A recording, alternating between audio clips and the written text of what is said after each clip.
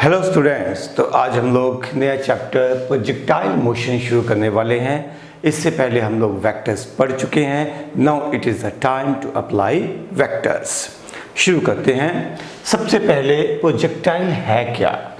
किसी भी बॉडी को हमने एक बार फेंक दिया, कुछ इनिशियल वेलोसिटी देके फेंक दिया, उसके बाद वो बॉडी सिर्फ और सिर्फ ग्रेविटी के इफेक्ट के अंडर मूव करे, that body is called projectile. A body which is throne and moves only under effect of gravity is called projectile.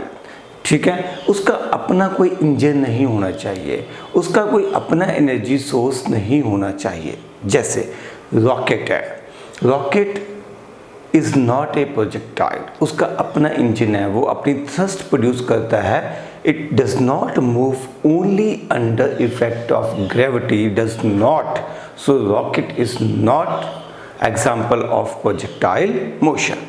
आप एक पत्थर उठा के फेंकते हो, दैट इज ए प्रोजेक्टाइल। ठीक है, ये पेन मैं उठा के फेंक दूं, that is going to be a projectile. हमने मोशन वन डायमेंशन में ऑब्जेक्ट्स को थ्रो किया था अपवर्ड डायरेक्शन में, ये सिचुएशन थी, so we can say this is a projectile. हमने ऊपर से ड्रॉप भी किया था ऑब्जेक्ट्स को, we can say this is also a projectile. ठीक है, अब अर्थ सन के अराउंड घूम रही है, तो earth can be taken as a projectile also. Projectile किसके लिए? सन के लिए। ठीक है, क्योंकि अर्थ सन के अराउंड मूव कर रही है only under effect of gravity.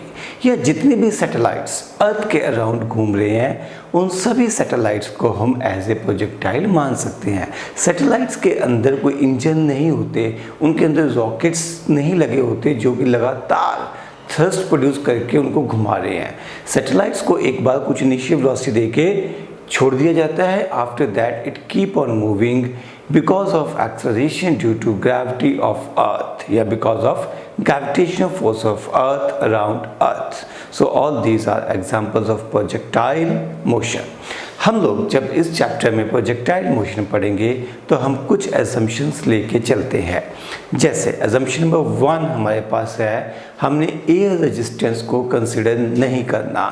We will neglect air resistance, क्योंकि अगर एयर प्रेजेंट रहेगी या हम एयर की रेजिस्टेंस को कंसिडर करेंगे तो एयर ऑब्जेक्ट में, प्रोजेक्टाइल में रिटार्डेशन पैदा करेगी, उसके मोशन को स्लो डाउन करने की कोशिश करेगी।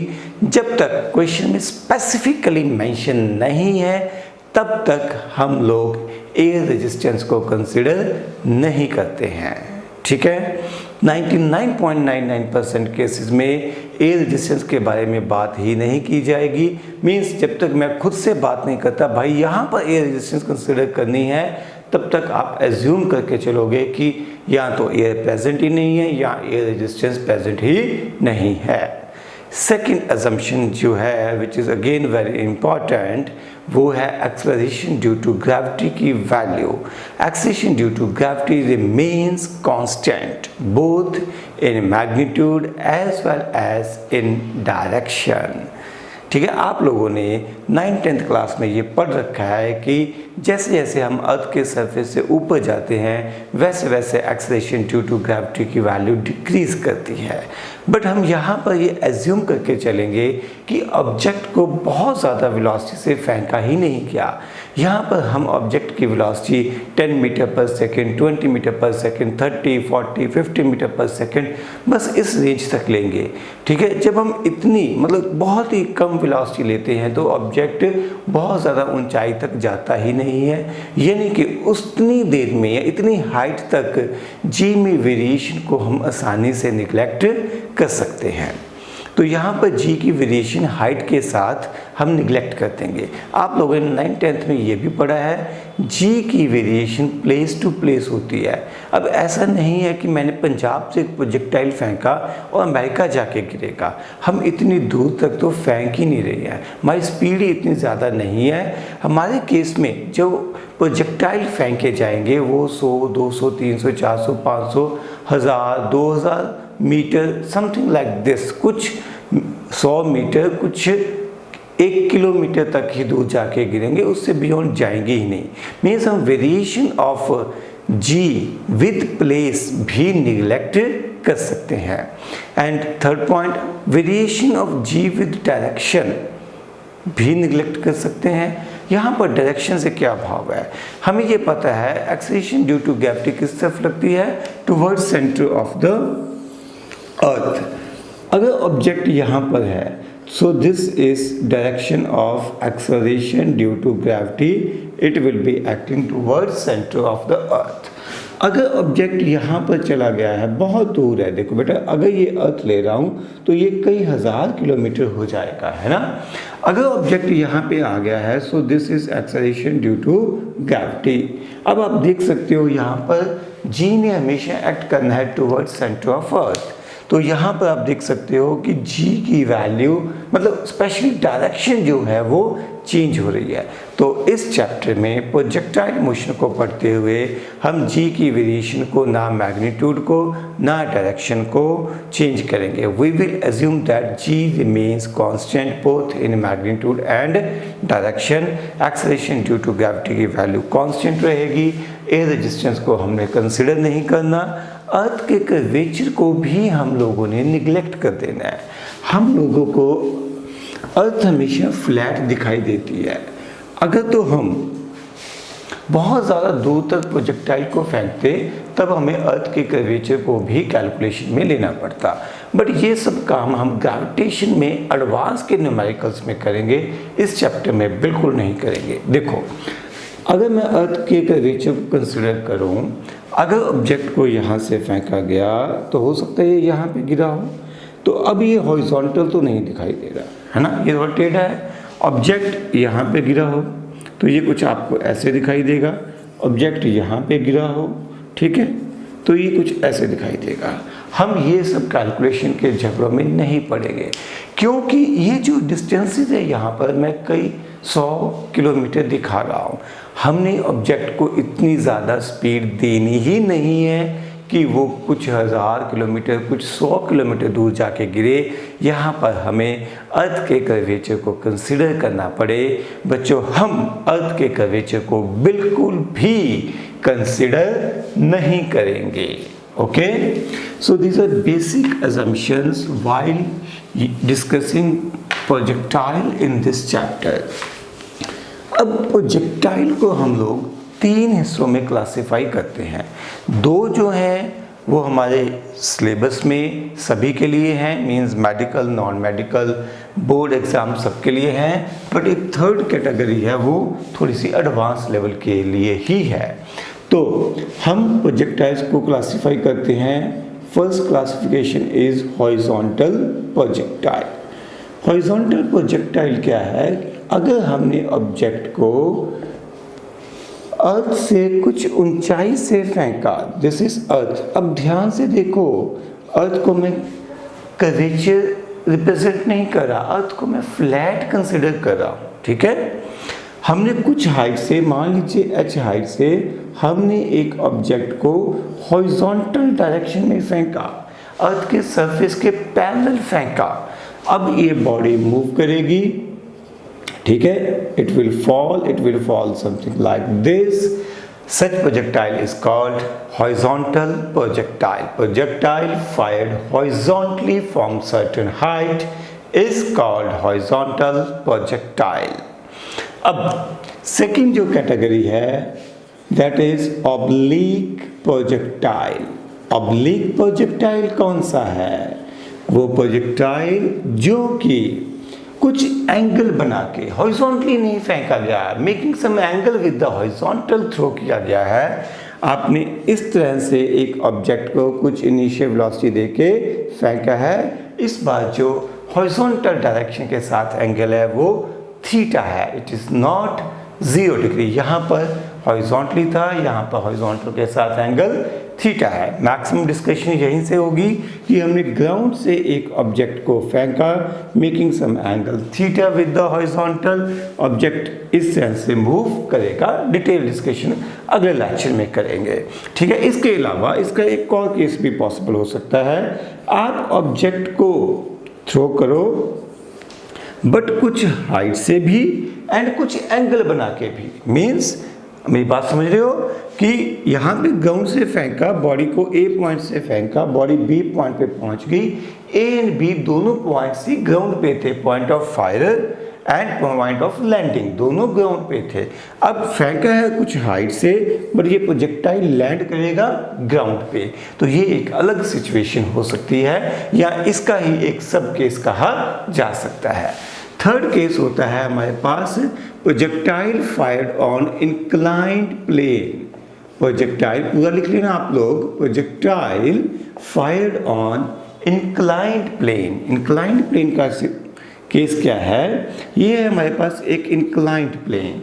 इंक्लाइंड प्लेन को आप ऐसे समझो कि ये एक प्लेन है ऐसे टेढ़ा, इस प्लेन के ऊपर हमने ऑब्जेक्ट को प्रोजेक्टाइल की तरह फेंकना है। मीन्स एक बार इनिशियल वेलोसिटी देके छोड़ देना है, उसके बाद वो खुद ब खुद मूव करता रहेगा। अब इसमें भी फर्दर दो केस हो सकते हैं। आप इसको नीचे से ऊपर की तरफ फेंक सकते हो, आप इसको ऊपर से थ्रो करो, ये नीचे आ जाएगा। ये हो जाएगा हमारे पास third case on inclined plane. First case horizontal projectile, second case oblique projectile, and third is inclined projectile fired on inclined plane. Projectile fired on inclined plane। Okay, हम इन तीनों टॉपिक्स को वन बाय वन करके अपनी discussion में लेंगे। आज की डिस्कशन हमारी होगी हॉरिजॉन्टल प्रोजेक्टाइल की।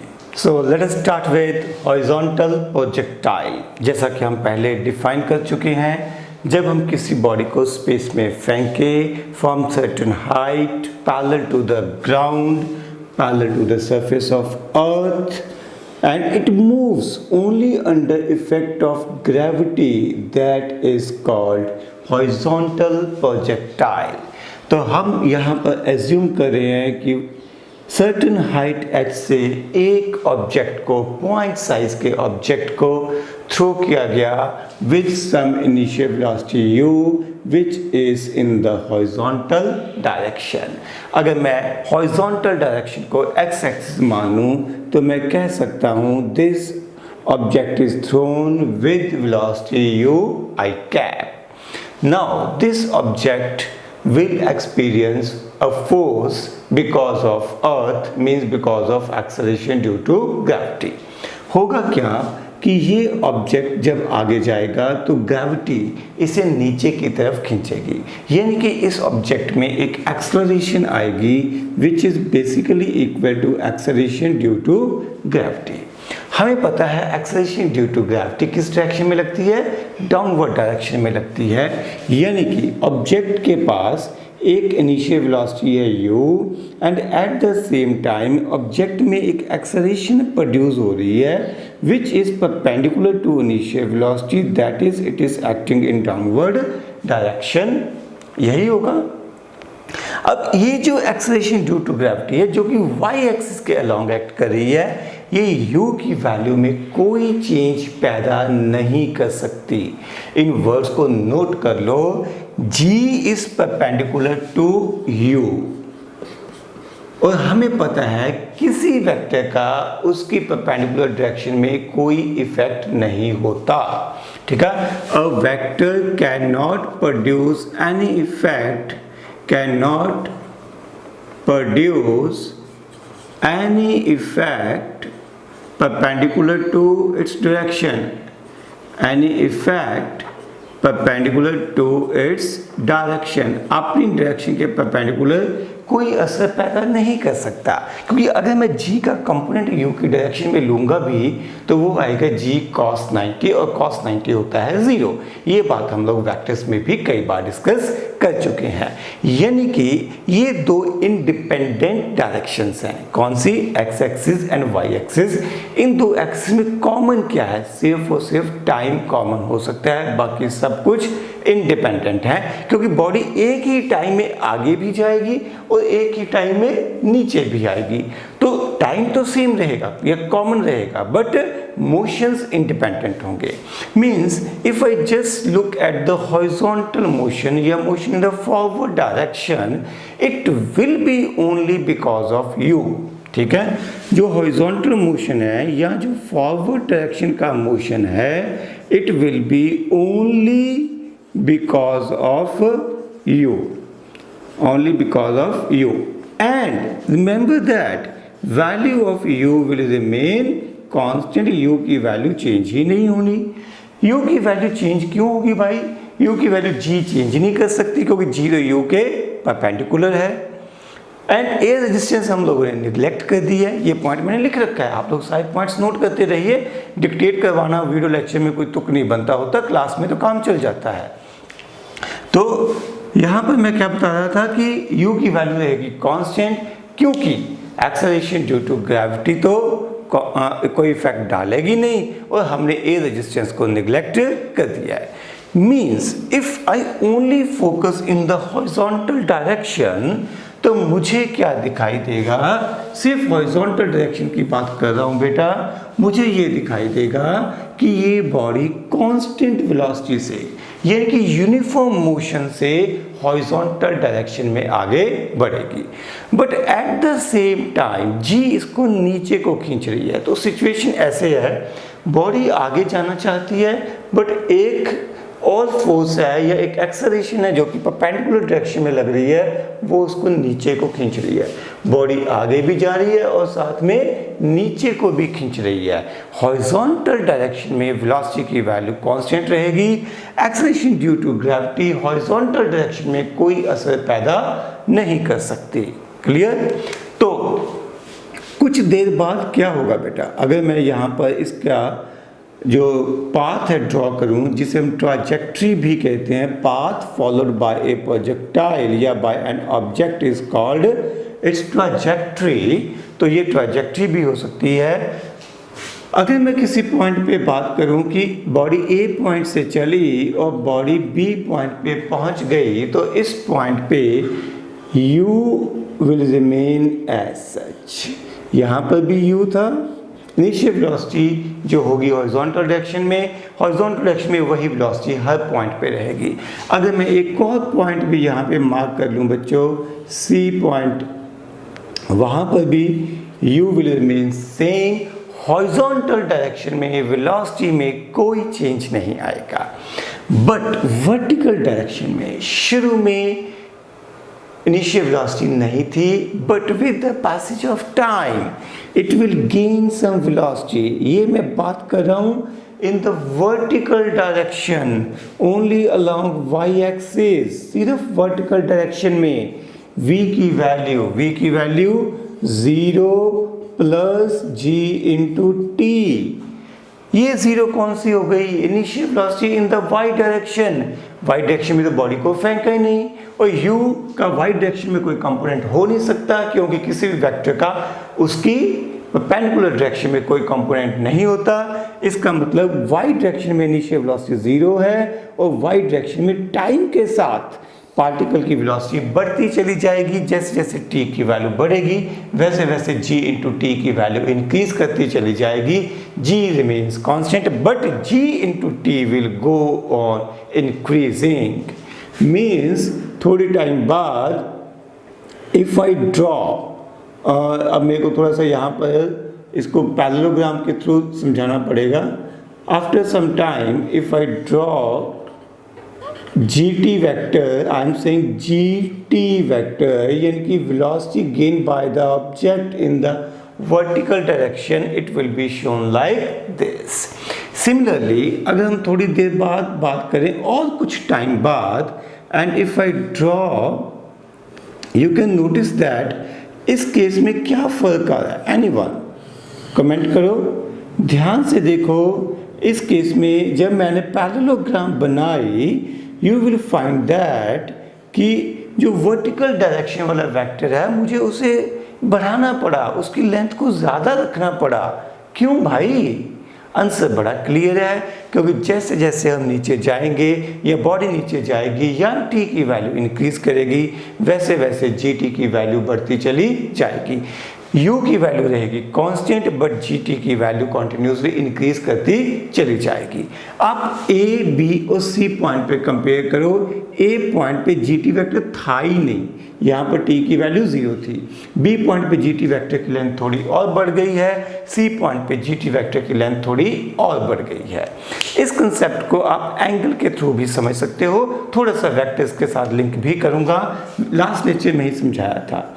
अब यहाँ पर ये दो एंगल्स देखो, θ1 θ2। यहाँ पर θ1 u के नज़दीक है, ठीक है, इनकी अभी u की वैल्यू ज़्यादा है। वेक्टर रिजल्टेंट वेक्टर उस तरफ झुका होता है जिस वेक्टर की मैग्नीट्यूड ज़्यादा है। हमने अल्फ़ा बीटा वाले क्वेश्चन में वेक्टर्स में लास्ट लेक्चर में किया भी था। अब थोड़ी देर बाद देखो सी पॉइंट पे देखो, सी पॉइंट पे देखो θ2 अब बढ़ गया है, यानी कि रिजल्टेंट वेलोसिटी, अगर मैं इसको रिजल्टेंट वेलोसिटी लिखूं तो ये रिजल्टेंट वेलोसिटी अब u से दूर चली गई है, θ2 बढ़ गया है, gt के पास आ गई है। यही हो रहा है ना, यानी कि with the passage of time u की वैल्यू तो कांस्टेंट रह रही है बट gt की वैल्यू इंक्रीज कर रही है, इसीलिए ये वेक्टर जो है ये थोड़ा थोड़ा इस तरफ मुड़ता चला जा रहा है। पहले सिर्फ u था, gt था नहीं, अब इस वेक्टर ने टर्न करना है, कौन सी वैल्यू बढ़ रही है, gt की, तो ये थोड़ा थोड़ा gt की तरफ झुकता चला जाएगा, ठीक है। तो ultimately it will keep on moving, और इसी वजह से जो प्रोजेक्टाइल का पाथ है जिसको हम ट्रैजेक्टरी भी कहते हैं वो स्ट्रेट लाइन नहीं हो पाएगी, it is going to be curved, ठीक है। इसकी शेप होती है पैराबोलिक, बट वो हम लेटर ऑन प्रूव करेंगे। बट फिलहाल आपको ये समझ में आ रहा है कि अब ये एक कर्व्ड पाथ फॉलो करेगा, क्योंकि u रहेगी कांस्टेंट और g नीचे को बढ़ती चली जाएगी, जिसकी वजह से इसके वेलोसिटी वेक्टर को लगातार उस वेक्टर gt वेक्टर की तरफ थोड़ा थोड़ा मुड़ना पड़ेगा। क्लियर? बढ़िया। अब एक पॉइंट और ध्यान रखना है कि कभी भी अगर हमें ट्रैजेक्टरी के ऊपर वेलोसिटी वेक्टर ड्रॉ करना है तो किसी भी पॉइंट पे टेंजेंट ड्रॉ कर सकते हैं। Means if I draw trajectory of the projectile like this, मुझे इस पॉइंट पे ए पॉइंट पे देखना है वेलोसिटी की डायरेक्शन को, तो मुझे क्या करना है, I will just draw a tangent at point A. मुझे बी पॉइंट पे देखना है तो मैं बी पॉइंट पे टेंजेंट ड्रॉ करूंगा। मुझे यहाँ पे किसी सी पॉइंट पे देखना है तो मैं सी पॉइंट पे टेंजेंट ड्रॉ करूंगा, ठीक है। Tangent at any point on the trajectory लिख सकते हो, tangent at any point on the trajectory gives direction of velocity. Okay, so this is basic idea कि हॉरिजॉन्टल प्रोजेक्टाइल होता क्या है। इसमें आपको जो 2-3 पॉइंट्स ध्यान में रखने हैं वो सुन लीजिए, एक बार समराइज करते हैं। फर्स्ट पॉइंट, हॉरिजॉन्टली ऑब्जेक्ट को थ्रो किया जाएगा, जो हॉरिजॉन्टल डायरेक्शन में वेलोसिटी है वो हमेशा कांस्टेंट रहेगी। Second point, acceleration due to gravity downward direction में लगेगी, क्योंकि u एंड g के बीच में आपस में एंगल 90 डिग्री है, इसलिए ये दोनों इंडिपेंडेंट एक्सिस है। u की वैल्यू g चेंज नहीं कर सकती, g की वजह से u की वैल्यू चेंज नहीं होगी। अगला पॉइंट, जैसे जैसे टाइम बढ़ता है वैसे वैसे gt वाली वेलोसिटी लगातार बढ़ती चली जाती है, जिसकी वजह से प्रोजेक्टाइल का पाथ कर्व्ड हो जाता है, ठीक है। अब हम लोग इसके बाद अगला काम जो करेंगे वो ड्राइव करेंगे mathematical relations for horizontal projectile. So we are going to discuss few relations, few derivations of horizontal projectile. हमारे पास सिचुएशन क्या है, let us suppose a body is thrown horizontally from certain height h. Body is thrown horizontally with some initial velocity u. Say point of projection is represented by symbol O and O represent origin. Now this body is moving under acceleration due to gravity. I further assume that right side is taken as positive x-axis and downward direction is taken as positive y-axis, ठीक है। यहाँ पर मैं positive y-axis अपनी convenience के लिए downward direction में लूँगा ताकि मुझे फालतू के नेगेटिव साइंस को हैंडल ना करना पड़े। ठीक है, body is thrown horizontally, now this body moves under effect of gravity. ये हॉरिजॉन्टल मोशन की वजह से आगे जाएगी और ग्रेविटी की वजह से इसकी डाउनवर्ड डायरेक्शन में वेलोसिटी इंक्रीज करती चली जाएगी। Mean it will fall because of gt and will move forward because of u, and hence it will follow a curved path. We will try to prove that this path is parabolic in nature. Suppose body lands at point A, base of this point from where object is thrown, projectile is thrown is B. Let us further suppose that body lands at a distance r from the point of projection in horizontal direction. In horizontal direction. Okay. Now let us suppose that at any time t, body is at point P. At any time t, body is at point P such that it covers a distance x in the horizontal direction. It covers a distance x in the horizontal direction and it covers a distance y in the vertical direction. ठीक है, ये body यहाँ पहुँची है तो ये इसने y axis में डिस्टेंस कवर किया है। y एक्सिस में जो डिस्टेंस कवर किया हमने उसे एज्यूम किया y, जो x एक्सिस में डिस्टेंस कवर किया उसे हमने एज्यूम किया x। ठीक है, ये पॉइंट P है at time any time t, यानी कि P पॉइंट के कोऑर्डिनेट्स हो गए x, y। Coordinates of point P are x, y. We will try to find out relation between x and y. जो x and y के बीच का relation होता है वही होती है इक्वेशन ऑफ ट्रैजेक्टरी। ओके, चलिए तो अब हम बात करेंगे दो independent axis x and y axis के बारे में अलग अलग।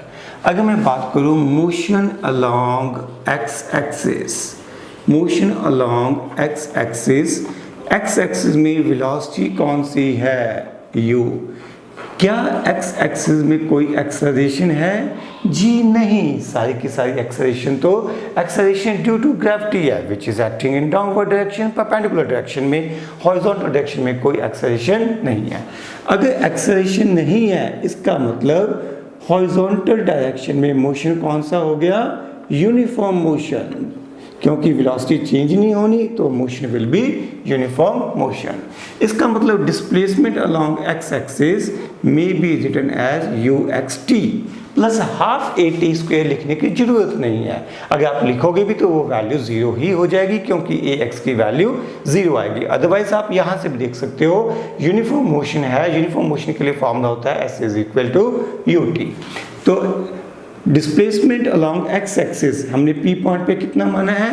x is equal to u into t. यहाँ से मैं t की वैल्यू लिख सकता हूँ, t की वैल्यू मेरे पास बन जाएगी x बाई यू। से दिस इज इक्वेशन नंबर 1। अब हम बात करेंगे motion along y axis, motion of the projectile along y axis. अगर हम y एक्सिस पे फोकस करें तो y एक्सिस में इनिशियल वेलोसिटी नहीं है, सारी की सारी इनिशियल वेलोसिटी तो हॉरिजॉन्टल डायरेक्शन में थी। y एक्सिस में इनिशियल वेलोसिटी जीरो है। Acceleration along y axis is g which remains constant है, बट कांस्टेंट है और हमें पता है अगर एक्सेलरेशन कांस्टेंट हो तो s का फॉर्मूला, डिस्प्लेसमेंट का फॉर्मूला क्या होता है? ut plus half at square. क्योंकि यहाँ पर हम y एक्सिस में बात कर रहे हैं इसलिए ये बनेगी uyt plus half ayt square. sy displacement along y axis हमने कितना एज्यूम किया है? y। Initial velocity along y axis zero है, एक्सेलरेशन अलोंग y एक्सिस की वैल्यू g है इंटू टी स्क्वायर, यानी कि y की वैल्यू हमारे पास बच्चों बन गई हाफ gt स्क्वायर। उम्मीद है क्लियर होगा। यहाँ पर इक्वेशन नंबर 1 से हम t की वैल्यू सब्स्टिट्यूट कर देंगे। इसका लॉजिक आपको क्लियर है। जब हमें इक्वेशन ऑफ ट्रैजेक्टरी लिखनी होती है तब हमें x एंड y जो पोजीशन कोऑर्डिनेट्स हैं उनको आपस में रिलेट करना होता है, यानी कि टाइम को एलिमिनेट करना है। तो टाइम को एलिमिनेट करने के लिए हम लोग यहाँ पर t की वैल्यू इक्वेशन नंबर 1 से इक्वेशन नंबर 2 में सब्स्टिट्यूट कर देंगे। ये हो जाएगा हाफ जी टी, टी की वैल्यू हो गई x by u whole square. Clear? इसको मैं थोड़ा सा सुंदर बना के लिखूंगा। मैं इसको लिख सकता हूँ y is equal to half g by u square into x square. If you look at this bracketed values, these all values are constant. G भी constant है, U initial velocity जो दे दी वो constant है, 2 भी constant है. So this is a constant. यानी कि मैं कह सकता हूँ y is proportional to x square. ठीक है? और जब भी ये रिलेशन आता है तो जो शेप है, जो ग्राफ है, उसकी नेचर क्या होती है? पैराबोलिक होती है। तो यहाँ पर ऑब्जेक्ट जो पाथ फॉलो करेगा वो होगा पैराबोलिक इन नेचर। क्लियर? तो हम यहाँ से कह सकते हैं this concludes that this is equation of parabola, this is equation of parabola, this implies that body will follow parabolic path, body will follow parabolic path, body will follow parabolic path। उम्मीद है कि ये आप लोगों को clear होगा, but discussion अभी continue करेगी। अभी हमने सिर्फ ये प्रूव किया है कि बॉडी का जो पाथ है, जो नेचर ऑफ ट्रैजेक्टरी है, वो पैराबोलिक होगी। बट अब हम लोग फाइंड आउट करेंगे velocity of the body at any time, velocity of the body at any time, and then we will try to find out horizontal range।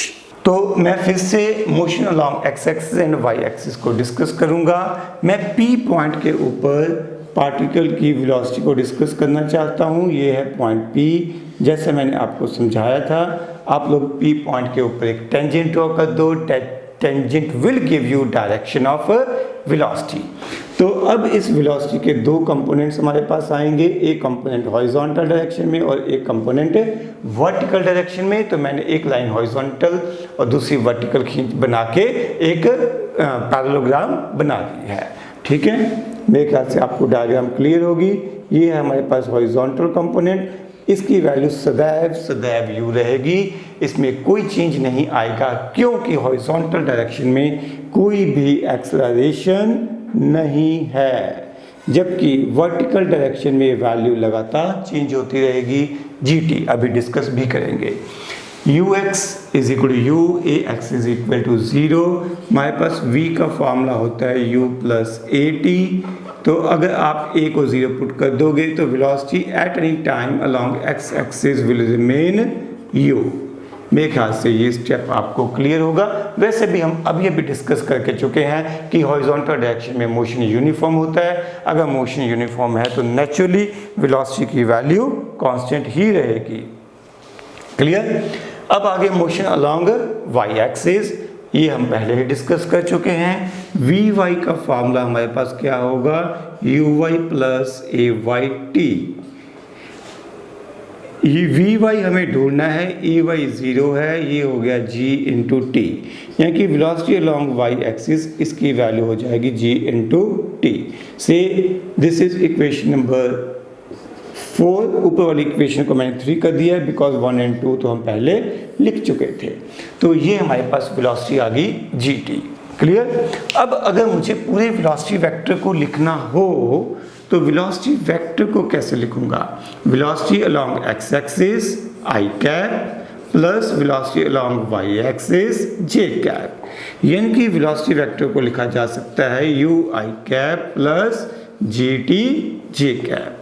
अगर मुझे इसकी मैग्नीट्यूड देखनी हो, यानी कि मुझे स्पीड देखनी हो, मेरे पास दो रेक्टेंगुलर कंपोनेंट्स हैं, तो मैं स्पीड कैसे देख सकता हूँ? It can be written as square root of u square plus g square t square. Vectors में ये बातें आप बहुत अच्छे से पढ़ चुके हैं। अगला पॉइंट है डायरेक्शन देखना। डायरेक्शन देखने के लिए हम ये एंगल थीटा लिख सकते हैं। आप थीटा लिखो, बीटा लिखो, डजेंट मैटर, आपको कंसेप्चुअली समझ में आना चाहिए। तो ये एंगल मैंने लिखा थीटा। यहाँ पर आप tan थीटा लिख के डायरेक्शन को रिप्रेजेंट कर सकते हो।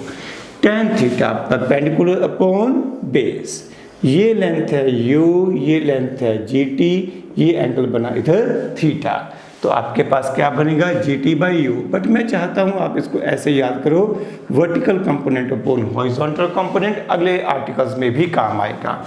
तो tan थीटा यानी कि डायरेक्शन के लिए tan थीटा की वैल्यू हो जाएगी gt/u। अगर थीटा लिखना हो तो क्या लिखोगे tan इनवर्स, याद रखना ये 1/tan नहीं है, ये तो सिर्फ सिंबल है। So tan theta is equal to gt/u, यानी कि theta is equal to tan inverse gt/u। Clear. अब नेक्स्ट पॉइंट आ गया, इस प्रोजेक्टाइल को ग्राउंड तक पहुंचने में कितना टाइम लगेगा। प्रोजेक्टाइल कितनी हाइट से गिरा है, h हाइट से। नीचे गिरने का मतलब कौन सी मोशन की, कौन सी डायरेक्शन में मोशन की बात हो रही है, हम फाइंड आउट करना चाहते हैं टाइम ऑफ फ्लाइट। वो टाइम जितनी देर के लिए ये ऑब्जेक्ट हवा में रहा, this is called time of flight. ठीक है, तो ग्राउंड तक पहुंचने में कितना टाइम लगा। स्टार्ट यहां से हुआ था टाइम 0 से, इसे ग्राउंड तक पहुंचने में कितना टाइम लगेगा। देखो बेटा, यहाँ पर फिजिक्स सही से अप्लाई करने का टाइम आता है। आप लोगों को ये समझना है कि बॉडी ने आगे तो हमेशा चलते रहना है, हॉरिजॉन्टल डायरेक्शन में तो कोई उसको कुछ कह ही नहीं रहा, उसमें कोई एक्सेलरेशन ही नहीं है, ना उसकी वेलोसिटी कम हो रही है हॉरिजॉन्टल डायरेक्शन में, ना ज़्यादा हो रही है। सारा पंगा किसका है, जी का है। जी उसको नीचे को खींच रही है, यानी कि उसका वाई एक्सिस में जो वर्टिकल डायरेक्शन का सारा मोशन है वो जी की वजह से है। और यानी कि बॉडी नीचे क्यों आ रही है, बॉडी ने एच हाइट नीचे को क्यों कवर करनी है, only because of g. Otherwise ये तो हमेशा हॉरिजॉन्टल में चलती ही रहती। Means I will focus on motion along Y axis, या I will focus on vertical motion. Vertical motion में मुझे पता है बॉडी ने कितना डिस्प्लेसमेंट कवर करना है, h वाई एक्स, तभी बॉडी ग्राउंड पे पहुंचेगी जब वो h डिस्प्लेसमेंट कवर कर लेगी, है ना। तो बॉडी की एक्सेलरेशन कितनी है g, और हमें फाइंड आउट करना है कितने टाइम में बॉडी ग्राउंड तक पहुंचेगी। बॉडी की इनिशियल वेलोसिटी कितनी है along Y axis, 0। X axis में u है बट वाई एक्सिस में कोई इनिशियल वेलोसिटी नहीं है। We can go for formula s is equal to ut plus half at square. s की वैल्यू कितनी है, h u की वैल्यू 0 है और एक्सेलरेशन की वैल्यू है हमारे पास g। यहाँ पर टाइम को मैं लिख सकता हूँ capital T to represent time of flight. यहाँ से आप कैलकुलेशन करोगे तो t की वैल्यू बन जाएगी √2h/g। चेक करना बच्चों, क्या यही वैल्यू बनेगी, t is equal to √2h/g। Clear, ये हो गया टाइम ऑफ फ्लाइट। अब हमारे पास वैल्यू आ गई हॉरिजॉन्टल रेंज की। हॉरिजॉन्टल रेंज का मतलब है कि ये x एक्सिस में कितना ट्रैवल की जब ये ग्राउंड तक पहुंची, x एक्सिस में कितना ट्रैवल किया, हॉरिजॉन्टल डायरेक्शन में कितना ट्रैवल किया जब बॉडी ग्राउंड पर पहुंची। यानी कि हमें बेसिकली फाइंड आउट करना है किसकी वैल्यू को, value of AP, x axis में बॉडी कितना ट्रैवल की। ये बताओ बॉडी को O पॉइंट से A पॉइंट तक यानी कि ग्राउंड तक आने में कितना टाइम लगा, यही टाइम ऑफ फ्लाइट। तो उस दौरान बॉडी हॉरिजॉन्टल डायरेक्शन में कितनी वेलोसिटी से जा रही थी, u, वो हमेशा कांस्टेंट रही। क्लियर, और बॉडी ने टाइम कितना लिया, which is time of flight, जो हमने लिख लिया √2h/g। तो what is displacement of body along the x axis, which is basically horizontal range.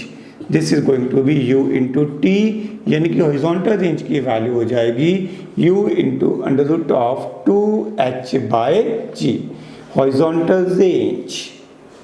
Is that clear? बहुत बढ़िया। इसके साथ हॉरिजॉन्टल प्रोजेक्टाइल की थ्योरी खत्म होती है। Now we can start with numericals. First numerical, a projectile is fired horizontally with a velocity of 98 meter per second. Projectile is fired horizontally with a speed of 98 meter per second from the top of a hill 490 meter high. From the top of a hill 490 meter high, find the time taken to reach the ground. Situation कुछ इस तरह से है कि हमने एक object को fire किया with initial velocity of 98 meter per second from the top of hill which is 490 meter high, तो ये ग्राउंड पे पहुंचेगा फॉलोइंग पैराबोलिक पाथ। जिस टाइम पे थ्रो किया उस टाइम को 0 मान लीजिए। ग्राउंड पे जब पहुंचेगा तो उसे हम कहते हैं टाइम ऑफ फ्लाइट। ये जो डिस्टेंस कवर करेगा that's is called horizontal range. याद है भाई? तो टाइम ऑफ फ्लाइट का फॉर्मूला हमने क्या लिखा था? √of 2h/g। याद है? तो यहाँ पर ये हमारा फर्स्ट क्वेश्चन जो है ये सिर्फ और सिर्फ एक बार रिलेशंस को जो फार्मूला हमने अभी अभी ड्राइव किए हैं उनको याद करवाने के लिए ही है। ये अपने पास कितना हो गया? 980। तो on calculation you will get this time as 10 second. तो 10 सेकेंड में प्रोजेक्टाइल ग्राउंड को हिट करेगा। ठीक है? Time taken to reach ground. Second part है distance of the target from the hill. Basically hill bottom से लेके यहाँ तक का डिस्टेंस यहाँ प्रोजेक्टाइल ने हिट किया, means we are going to find out horizontal range. Horizontal range में मैंने आपको क्या समझाया था? मैंने समझाया था कि कितने टाइम में बॉडी नीचे आई है? 10 सेकेंड में। और उतनी देर में ये कितना आगे को जाएगी हॉरिजॉन्टल डायरेक्शन में। हॉरिजॉन्टल डायरेक्शन में इसका मोशन रहेगा कांस्टेंट। तो हॉरिजॉन्टल डायरेक्शन में जो डिस्टेंस कवर होगा आप लिख सकते हो ut, ऐसे x is equal to ux into t. Horizontal direction में डिस्टेंस, हॉरिजॉन्टल डायरेक्शन में वेलोसिटी एंड टाइम टेकन। तो ये u हमारे पास 98, टाइम है हमारे पास 10, ये हो जाएगा 980 मीटर। तो हॉरिजॉन्टल रेंज जो पूछी गई थी दिस इज 980 मीटर। क्वेश्चन का थर्ड पार्ट है velocity with which projectile hits the ground. Projectile ने ग्राउंड को कितनी वेलोसिटी से हिट किया? तो हॉरिजॉन्टल डायरेक्शन में वेलोसिटी में कोई चेंज नहीं आएगा, दिस विल रिमेन 98 मीटर पर सेकेंड।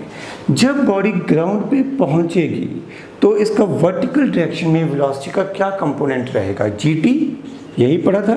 t कौन सा हो जाएगा? Time of flight. g की वैल्यू 9.8 लेंगे, टाइम ऑफ फ्लाइट हमारे पास 10 है, तो ये हो जाएगा 98 मीटर पर सेकेंड। मीन्स जब ये बॉडी ग्राउंड पे पहुंचेगी तब हॉरिजॉन्टल एंड वर्टिकल दोनों कंपोनेंट वेलोसिटी के सेम हो जाएंगे। एंड अगर मुझे नेट वेलोसिटी फाइंड आउट करनी हो तो I can use parallelogram law of vector addition. तो यहाँ पर मैं इसको सॉल्व करके नेट वेलोसिटी की मैग्नीट्यूड फाइंड आउट कर सकता हूँ। ये v की वैल्यू आपको याद होगा, बहुत बार कर चुके हैं, 98 square plus 98 square, you will get it 98√2 metre पर सेकेंड। उम्मीद है कि यहाँ तक दिखाई दे रहा होगा। परफेक्ट। अब मुझे देखना है एंगल विद हॉरिजॉन्टल। हमने थ्योरी में भी अभी जो रिजल्ट ड्राइव किया था उसमें भी एंगल विद हॉरिजॉन्टल ही देखा था। मैंने आपको क्या सिखाया था? हमें क्या देखना होता है? कैन थीटा लिखना है तो vertical component upon horizontal component. Vertical component भी बाय चांस 98 है, हॉरिजॉन्टल कंपोनेंट भी 98 है, यानी कि कैलकुलेशन करने के बाद tan थीटा की वैल्यू हो जाएगी 1, यानी कि थीटा की वैल्यू हमारे पास हो जाएगी 45 degree. Theta comes out 45 degree. Okay, so this question is done. हमारे पास ये आ गई वेलोसिटी की मैग्नीट्यूड और ये आ गई direction, equally inclined at horizontal as well as vertical direction. Next question पे चलते हैं, पढ़ना शुरू कर दीजिए। A body is thrown horizontally. आप लोग खुद डायग्राम ड्रॉ किया कीजिए, ठीक है? उसके बाद मेरे साथ क्रॉस चेक किया कीजिए। जितना खुद अटेम्प्ट करेंगे उतना सीखेंगे। हाँ जी। A body is thrown horizontally from the top of a tower and strikes the ground after 3 seconds. यानी कि हमें टाइम ऑफ फ्लाइट 3 सेकेंड इस क्वेश्चन में गिवन है। Means I can directly write down time of flight is 3 second. Time of flight हम लोगों ने क्या लिखा था? हमारे पास इसका फॉर्मूला था √of 2h/g। याद होगा आपको? Taking square on both sides, 9 is equal to 2h/g। g की वैल्यू क्वेश्चन में 9.8 दे रखी है, तो यहाँ से हम h की वैल्यू लिख सकते हैं 9.8 मल्टीप्लाई बाय 9 डिवाइडेड बाय 2, ये हो गया 4.9 मल्टीप्लाई बाय 9, 39 कितना होता है ये 44.1, sorry, this comes out 44.1 metre. ये हमारे पास आ गई height of the tower. Question मैंने पूरा पढ़ा ही नहीं था, मैंने तो सिर्फ अभी तक यही पढ़ा था कि 3 सेकंड पर ये ग्राउंड को टच करता है। 3 सेकंड पे टच करने का मतलब इसकी हाइट हमने कैलकुलेट कर ली है 44.1 मीटर। क्वेश्चन में एट द सेम टाइम ये इंफॉर्मेशन गिवन है कि ये हॉरिजॉन्टल डायरेक्शन के साथ 45 डिग्री एंगल बनाता है। यानी कि tan थीटा अगर मैं लिखूं, tan थीटा का फॉर्मूला क्या था, vertical component upon horizontal component. तो जब ये ग्राउंड से टकराया तो ग्राउंड के साथ, ये कि हॉरिजॉन्टल डायरेक्शन के साथ इसने 45 डिग्री एंगल बनाया, और हमारे पास tan 45 vy vertical component of velocity क्या था formula, gt, horizontal component of velocity क्या है, u। क्वेश्चन में हमें g 9.8 टाइम, ये टाइम कौन सा होगा, basically this is going to be time of flight. Time of flight की वैल्यू कितनी है 3/u, यहाँ से u की वैल्यू हमारे पास आ जाएगी 29.4 मीटर पर सेकेंड। यानी कि initial velocity with which object was thrown horizontally is 29.4 metre. Question में यही पूछा गया था, height and the speed with which the body was projected. तो हमने दोनों पार्ट्स यहाँ पर सॉल्व कर लिए हैं। Let's proceed to next question. पढ़िए, a bomb is dropped from an aeroplane when it is directly above a target at a height of 1000 metre. The aeroplane is moving horizontally with a speed of 500 kilometre per hour. तो जो aeroplane की speed है वो given है 500 kilometre per our. आप इसको convert कर सकते हो मीटर पर सेकेंड में बाय मल्टीप्लाइंग इट विद 5/80। तो सिचुएशन ये है कि एक एरोप्लेन से एक बॉम्ब को ड्रॉप किया गया जब एरोप्लेन टारगेट के बिल्कुल ऊपर था at a height of 1000 metre. जो बॉम्ब ड्रॉप किया गया, ये मान लीजिए बॉम्ब है, जो बॉम्ब ड्रॉप किया गया उसकी भी इनिशियल वेलोसिटी वही होगी जो एरोप्लेन की है, ठीक है, क्योंकि बॉम्ब एरोप्लेन के अंदर ही है।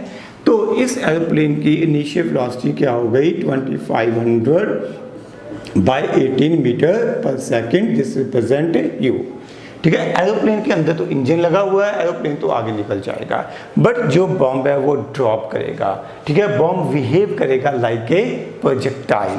तो ये बॉम्ब पैराबोलिक पाथ फॉलो करता हुआ नीचे आएगा एंड ये टारगेट को हिट करने की जगह कुछ दूर जाके गिरेगा। And we are interested in finding out कि ये कितना दूर जाके गिरेगा, कितने डिस्टेंस से ये अपने टारगेट को मिस करेगा। तो हमें आर हॉरिजॉन्टल रेंज के लिए कैलकुलेशन करनी है। हॉरिजॉन्टल रेंज का फॉर्मूला आपने पढ़ा था u into time of flight. Time of flight का फॉर्मूला था √2h/g।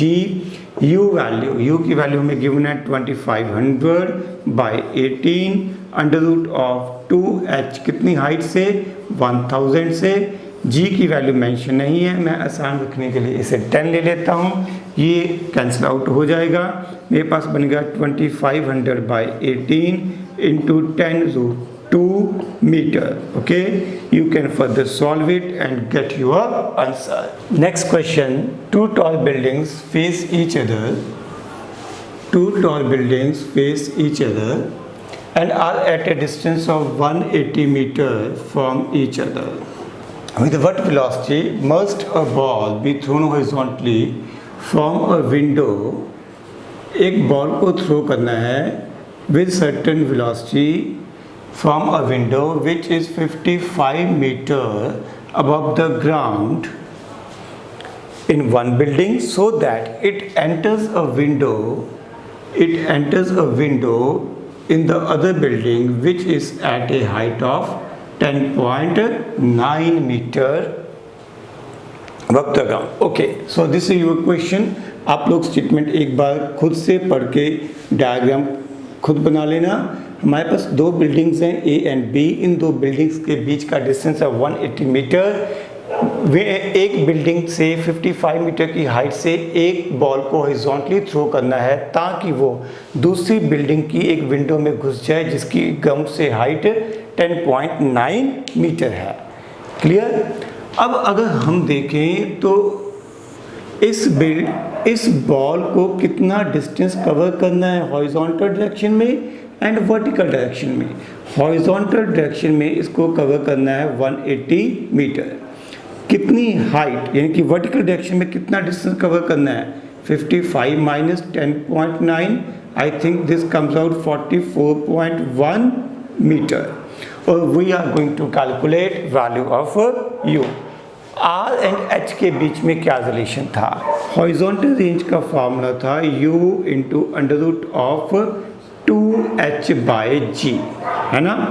आर की वैल्यू हमारे पास है 180, u हमें कैलकुलेट करना है 2 इंटू हाइट 44.1 मीटर, g की वैल्यू आप लोग 9.8 पुट कर सकते हो। यहाँ से आपके पास u की वैल्यू आ जाएगी। You will get value of u। ये कैलकुलेशन मैं आप लोगों पे छोड़ देता हूँ, हो जाएगा। स्टेटमेंट क्लियर है? सिंपल सा क्वेश्चन था। सिमिलरली नेक्स्ट क्वेश्चन वो भी इसी लाइंस पे है। आप लोग वीडियो को पॉज करके सेकंड क्वेश्चन पहले खुद सॉल्व करिए, फिर मेरे साथ डिस्कस करना, मेरा सॉल्यूशन देखना। क्वेश्चन हमारे पास क्या है? दो पेपर स्क्रीन्स हैं जिनके बीच का डिस्टेंस 100 मीटर दिया हुआ है। दो पेपर स्क्रीन्स हैं ए एंड बी, इन दोनों के बीच का डिस्टेंस हमें 100 मीटर दे रखा है। एक बुलेट यहाँ से हॉरिजॉन्टली एंटर करती है, थोड़ा नीचे आती है और बी में से होल करते हुए आगे निकल जाती है। इन दोनों के जो होल्स हैं, इन दोनों के बीच का जो फ़र्क है वो क्वेश्चन में हमें 10 सेंटीमीटर गिवन है। और क्वेश्चन में पूछा गया है कि बताइए ये बुलेट कितनी स्पीड से ए स्क्रीन को हिट की थी। तो सेम क्वेश्चन है, आपको हाइट जितनी ये बॉडी ये प्रोजेक्टाइल नीचे गया वो हाइट 10 सेंटीमीटर यानी कि 0.1 मीटर गिवन है। आपको हॉरिजॉन्टल रेंज यहाँ पर 100 मीटर गिवन है। आपको फाइंड आउट करनी है वैल्यू ऑफ यू। आपके पास फॉर्मूला क्या होता है हॉरिजॉन्टल रेंज का? हॉरिजॉन्टल रेंज का फॉर्मूला होता है r is equal to h into under root of u into under root of 2h by g. आप लोग वैल्यूज पुट कर सकते हैं, बड़े आराम से आपके पास आंसर बन जाएगा। h की वैल्यू 0.1 है, g को यहाँ पे 10 लेना ज़्यादा आसान होगा। From here you can get value of u। ये कैलकुलेशन आप लोग खुद कर लेना। डन। नेक्स्ट क्वेश्चन पे चलते हैं। अगला क्वेश्चन पढ़िए। अगले क्वेश्चन में कहा गया है कि एक आदमी a man wishes to hit a target just at the same level as the line of sight. How high from the target he should aim if the distance of the target is 1600 meter and the muzzle velocity of the bullet is 800 meter per second. Question ये है कि ये सामने समझो target है, ठीक है। आदमी यहाँ पे 1600 मीटर के डिस्टेंस पे खड़ा होके इस टारगेट को हिट करना चाहता है। बताइए कि ये टारगेट से कितना ऊपर यानी कि ये हाइट कितनी होनी चाहिए, टारगेट से कितना ऊपर एम करे। ये इसकी यहाँ से एम होगा, ये गन है समझ लो, तो यहाँ से जो बुलेट जाएगी वो हॉरिजॉन्टल डायरेक्शन में इसी तरफ जाएगी। टारगेट से कितना ऊपर एम करे ताकि वो टारगेट को हिट कर सके। क्योंकि होगा क्या, जैसे जैसे बुलेट आगे जाएगी वैसे वैसे एक्सेलरेशन ड्यू टू ग्रेविटी की वजह से इसने नीचे तो आना ही है। So this is definitely a case of horizontal projectile. Clear? तो हमें basically horizontal range R given है, हमें हाइट h फाइंड आउट करनी है। क्वेश्चन में इनिशियल वेलोसिटी u की वैल्यू भी 800 मीटर पर सेकेंड गिवन है। So we can go for formula. Horizontal range r का फार्मूला क्या था, u into under root of 2h by G. R की वैल्यू हमें 1600 गिवन है, यू हमें 800 गिवन है, अंडर रूट ऑफ 2h/g, जी को हम आसान रखने के लिए 10 मान लेते हैं। ये कैंसिल आउट हो गया 2, taking square on both sides, ये हो गया 40/2 यानी कि 20, तो h कम्स आउट 20 मीटर, काफ़ी ज़्यादा आ गया भाई, h कम्स आउट 20 मीटर, बढ़िया। तो h is 20 metre required answer. Next question, a particle is projected horizontally with a speed u from the top of plane inclined at an angle theta with the horizontal. Question में क्या दिया है? We have given an inclined plane making angle theta with the horizontal. इसके top से एक object को project किया गया horizontally with initial speed u. How far from the point of projection will the stone hit the plane? अब ये projectile कुछ इस तरह का पाथ फॉलो करते हुए ए पॉइंट से शुरू होके बी पॉइंट पे प्लेन को हिट करेगा। क्वेश्चन में पूछा गया है कि ए बी लेंथ क्या होगी। We are going to calculate length A B, मैं इसको एल से डिनोट कर लेता हूँ। क्लियर?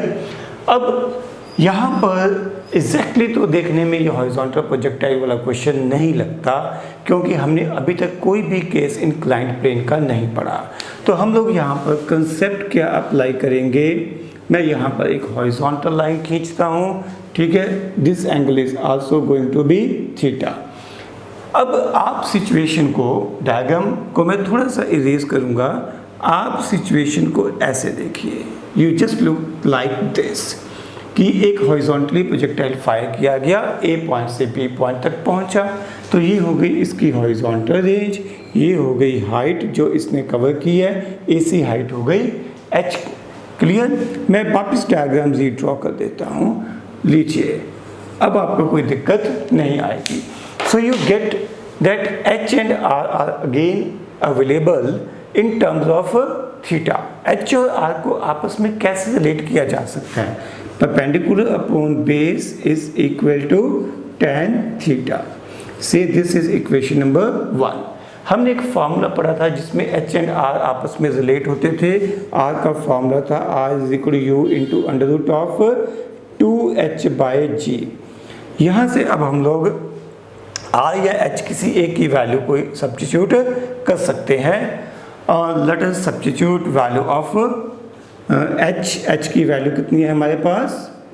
h की वैल्यू हमारे पास r tan थीटा, h की वैल्यू इधर से निकाल के इधर सब्स्टिट्यूट कर दी गई है। Means I am using equation number 1 and 2, taking square on both sides, r square by u square into g is equal to 2r tan theta. मेरे ख्याल से ये कैलकुलेशन आपको क्लियर होगी। यहाँ से एक r कैंसिल आउट हो जाएगा, यानी कि r की वैल्यू कर करा के हमारे पास बचेगी 2 tan theta into U square by G. So we got value of r। But question में r हमें नहीं चाहिए, हमें तो क्या चाहिए? हमें चाहिए length l। But again r and l आपस में रिलेट किए जा सकते हैं यूजिंग एंगल थीटा।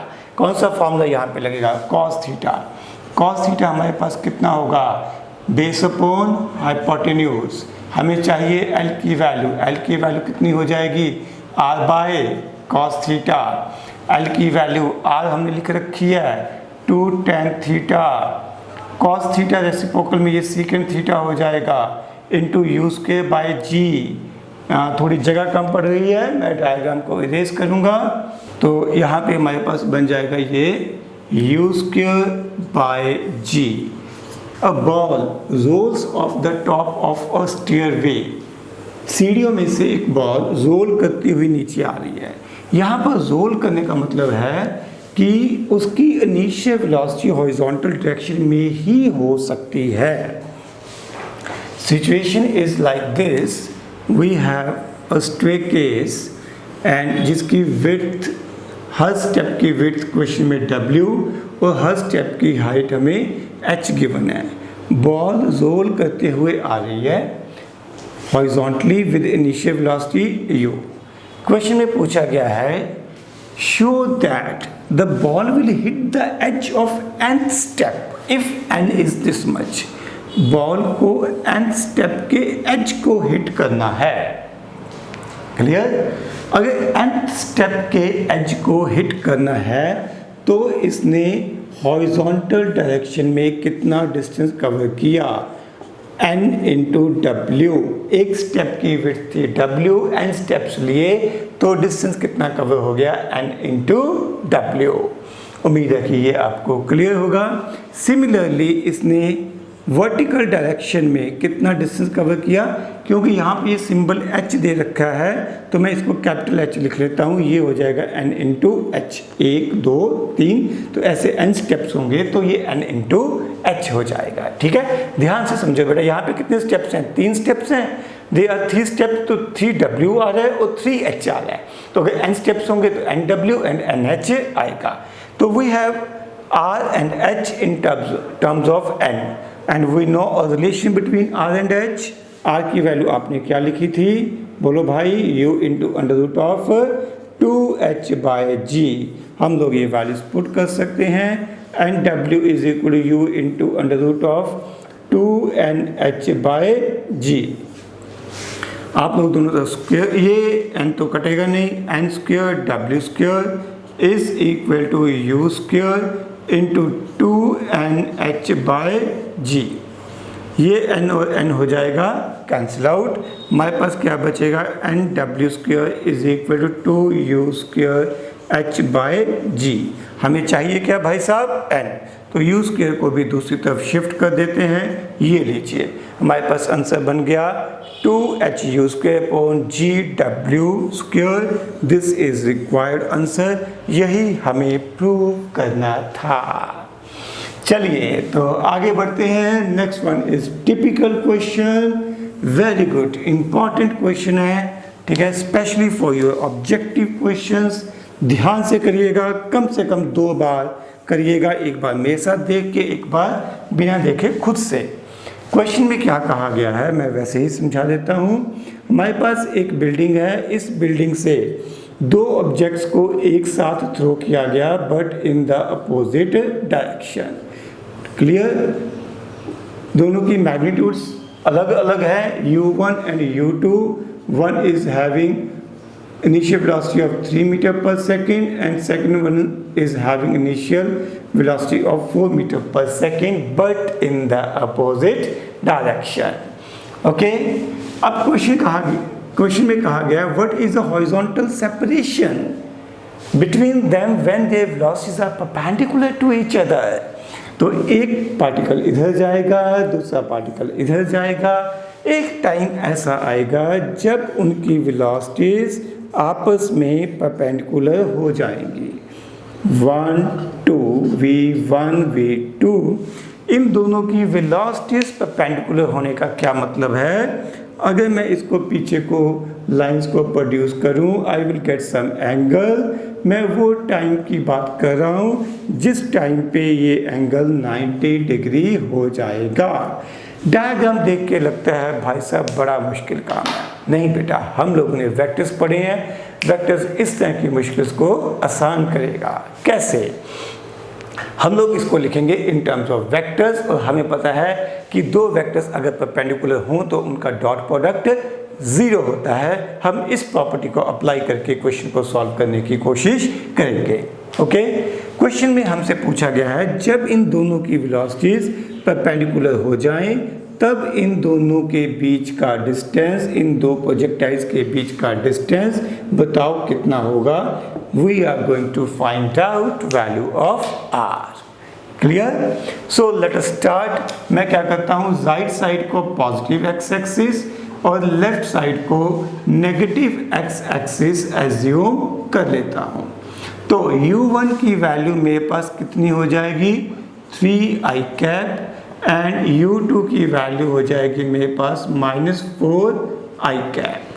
क्लियर, अब velocity at any time t for the first particle will be given by 3i cap plus gtj cap. I am assuming downward direction as positive y-axis, ताकि फालतू के negative science ना लिखने पड़े। हमने जब भी डेरिवेशन की थी इसी लेक्चर में शुरू में, तब भी हमने डाउनवर्ड डायरेक्शन को पॉजिटिव वाई एक्सिस लिखा था, क्योंकि सब कुछ ही सारी क्वांटिटीज ही डाउनवर्ड डायरेक्शन में है तो उसे पॉजिटिव लेना कंफर्टेबल है। ओके, तो ये हो गया, ये स्टेप आपको क्लियर है। ये हो गया component of velocity along X axis, ये हो गया component of velocity along Y axis, हम लोग अच्छे से पहले ही डिस्कस कर चुके हैं। सिमिलरली हम v2 की बात कर सकते हैं, ये बन जाएगा -4i cap plus GT cap. क्योंकि ये दो वेलोसिटीज आपस में परपेंडिकुलर होनी चाहिए, इसका मतलब इन दोनों का डॉट प्रोडक्ट डेफिनेटली 0 होना चाहिए।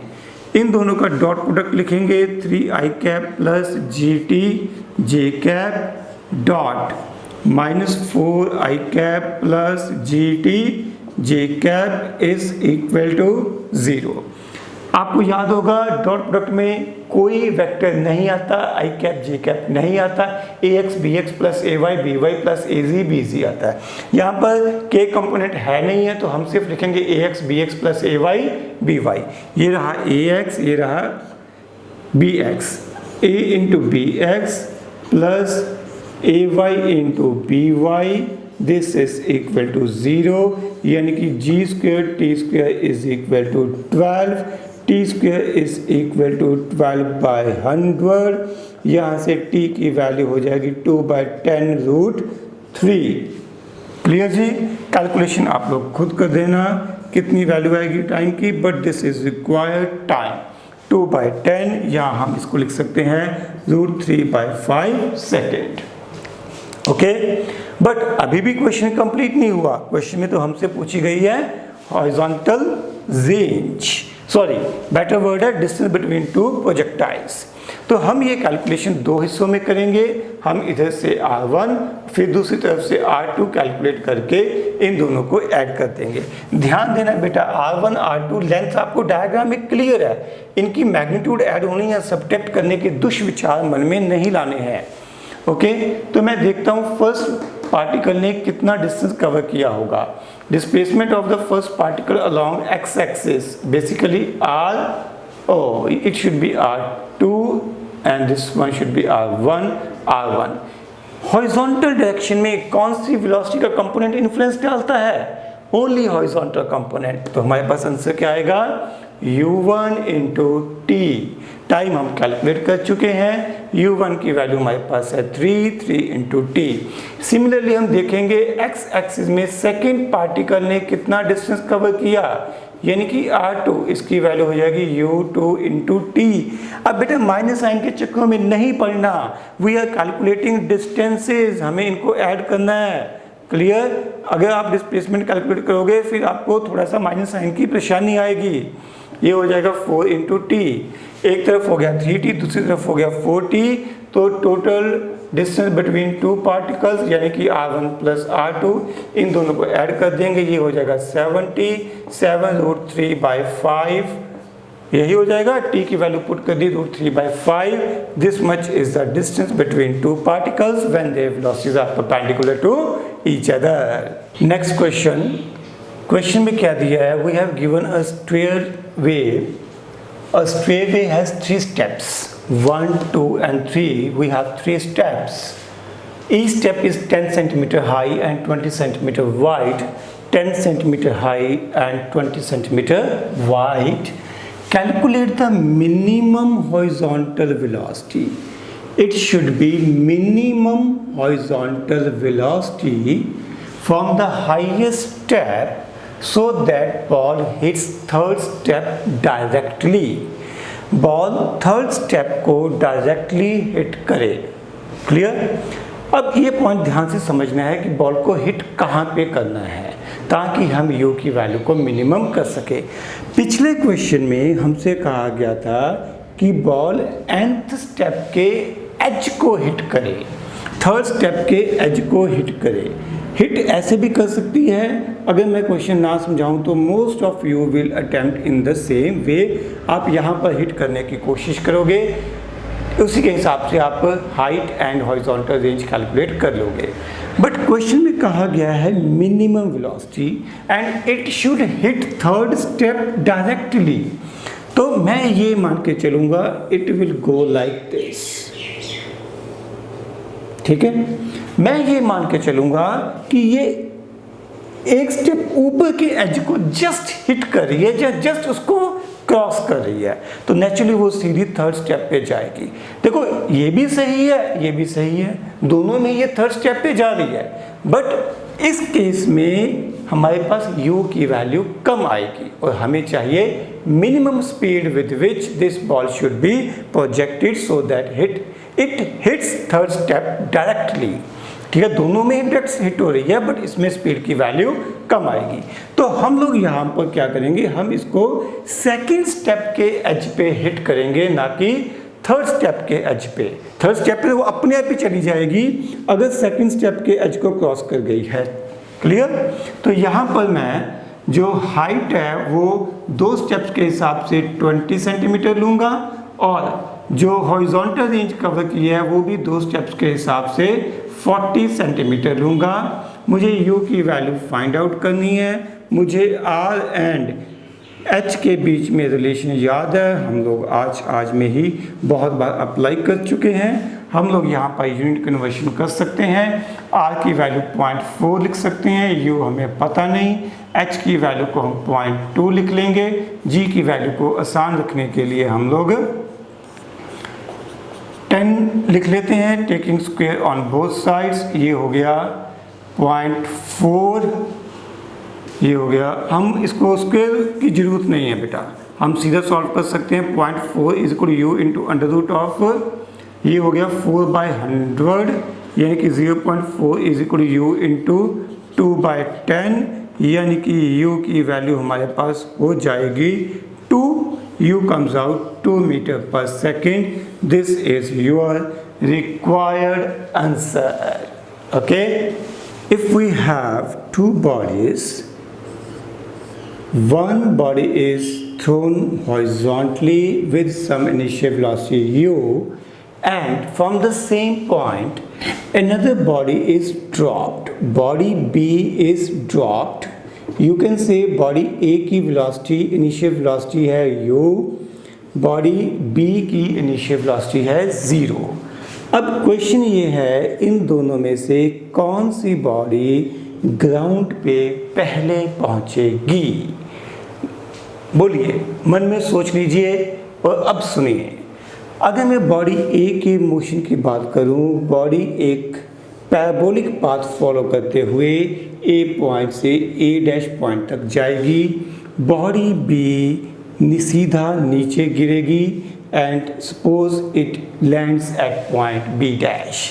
दोनों को एक ही साथ t टाइम 0 पे ड्रॉप किया गया या थ्रो किया गया। ओके, हमें देखना है इन दोनों में से कौन पहले पहुंचेगी, एंड द आंसर इज दोनों एक साथ पहुंचेंगी। क्यों? नीचे को कौन खींच रहा है? नीचे को दोनों को ही acceleration due to gravity g खींच रही है। दोनों के लिए एक्सेलरेशन g की वैल्यू सेम है। ये दोनों बॉडीज के लिए हैं फॉर बोथ बॉडीज, ठीक है। दोनों के लिए ही, ध्यान से देखो बेटा, दोनों के लिए ही जो initial velocity along y axis है 0 है। देखो, जो a के पास इनिशियल वेलोसिटी है वो x एक्सिस में है, a के पास y एक्सिस में कोई इनिशियल वेलोसिटी नहीं है, इसलिए दोनों के लिए ही मैं कह सकता हूं कि initial velocity along y axis is 0। दोनों को ही y एक्सिस में कितना डिस्प्लेसमेंट कवर करना है? h। दोनों की इनिशियल वेलोसिटी सेम, दोनों को सेम डिस्प्लेसमेंट कवर करना है, दोनों में एक्सेलरेशन सेम, तो नेचुरली दोनों के लिए जो टाइम की वैल्यू है, जितना टाइम उनको h डिस्टेंस कवर करने में लगेगा, that is going to be same. If you substitute these values you will get value of time t which is equal to root of 2h by g. This is time। दोनों के लिए time same रहेगा। मन में doubt आ सकता है इस u का क्या बनेगा, ये u किस लिए है? ये u बॉडी को हॉरिजॉन्टली ले जाने के लिए है, बॉडी आगे जाएगी, जितनी u की वैल्यू ज़्यादा होगी बॉडी उतना आगे जाएगी। बट नीचे गिरने का जो मोशन है, जो y एक्सिस का या वर्टिकल डायरेक्शन का मोशन है, वो दोनों बॉडीज़ के लिए एग्जैक्टली सेम है, इसलिए दोनों के लिए time of flight will be same, both will land at same time. Okay, this is one of the important conceptual question for your MCQs as well as for your boards. इसी के साथ आज का लेक्चर समाप्त होता है। नमस्कार।